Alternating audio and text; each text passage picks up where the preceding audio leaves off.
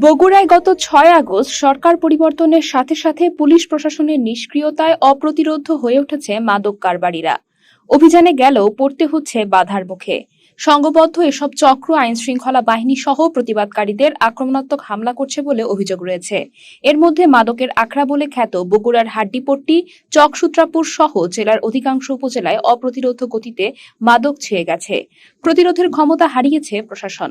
তবে আশার বাণী শোনাচ্ছেন মাদকদ্রব্য নিয়ন্ত্রণ অধিদপ্তর বগুড়া। ২২ সেপ্টেম্বর রবিবার সন্ধ্যা ৭টায় সেনাবাহিনীকে সঙ্গে নিয়ে মাদকদ্রব্য নিয়ন্ত্রণ অধিদপ্তর বগুড়া বিশেষ অভিযান চালিয়ে শহরের সেউজগাড়ি থেকে ১২৫ বোতল ফেন্সিডিল সহ ২ জনকে আটক করেছে। আটককৃতরা হল সেউজগাড়ি পালপাড়ার মোহাম্মদ আলম আকন্দের স্ত্রী মোহাম্মদ তাসলিমা বেগম ও ছেলে মোহাম্মদ নয়ন আকন্দ ওরফে আশিক। পলাতক রয়েছে মোহাম্মদ আলম আকন্দ। তারা দীর্ঘদিন যাবৎ মাদক বিক্রি করে আসছিল বলে জানা গেছে। ১৫ দিনের মধ্যে মাদক নির্মূল ও নিয়ন্ত্রণ করা হবে এমনটা জানান মাদকদ্রব্য নিয়ন্ত্রণ অধিদপ্তর বগুড়ার উপপরিচালক মোহাম্মদ রাজিউর রহমান। বগুড়া জেলাকে মাদক মুক্ত করবার জন্য শুরু করেছি।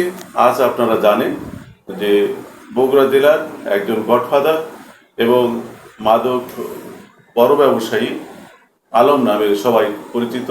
আমরা তার বাসায় গিয়ে অভিযান করেছি এবং অভিযান করে আমরা প্রচুর পরিমাণ ফেন্সিডিল উদ্ধার করতে পেরেছি এবং সেগুলো উদ্ধার করে তাদের নামে মামলার কার্যক্রম চলছে। আমরা সেনাবাহিনীকে নিয়ে আগামী ১৫ দিনের মধ্যে আমরা চেষ্টা করব বগুড়াকে একটা মাদক নিয়ন্ত্রণ করে অথবা মাদক মুক্ত বগুড়া শহরকে আমরা উপহার দেওয়ার সর্বোচ্চ চেষ্টা করব।